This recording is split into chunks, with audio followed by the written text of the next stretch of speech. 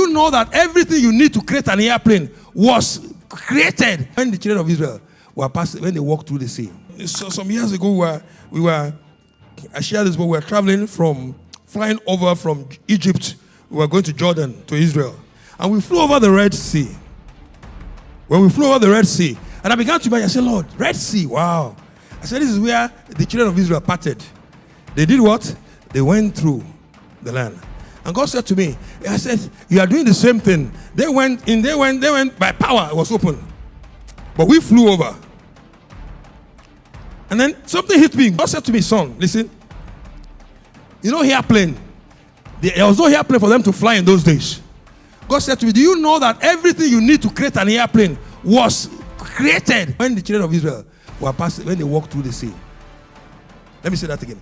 Everything they used to create airplane that we are flying today, it didn't come from heaven. God already created it. It was already here. But people didn't know what? They don't know about it. There was no knowledge of it, all right? That was why they could have flew instead of walking. The journey that took them 40 years would have taken them one day, because in 1 hour we flew from Egypt to Canaan land. But you see, God said everything they needed to create an airplane was already created, but there was no knowledge. So I said, Lord, so why? Now listen to me, don't ever forget it. God said, because there was never a knowledge demand for it. Nobody ever imagined that you could fly.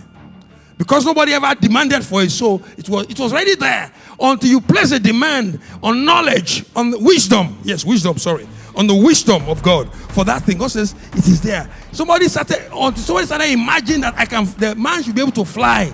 Nobody ever got the knowledge of flying. It first has to come into imagination. Somebody imagine it first. I said, why can't we fly? Before that, nobody was thinking about it.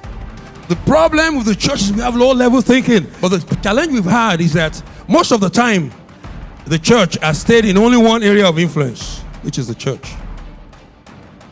And that's not the will of God. Christians have not understood the dominion mandate.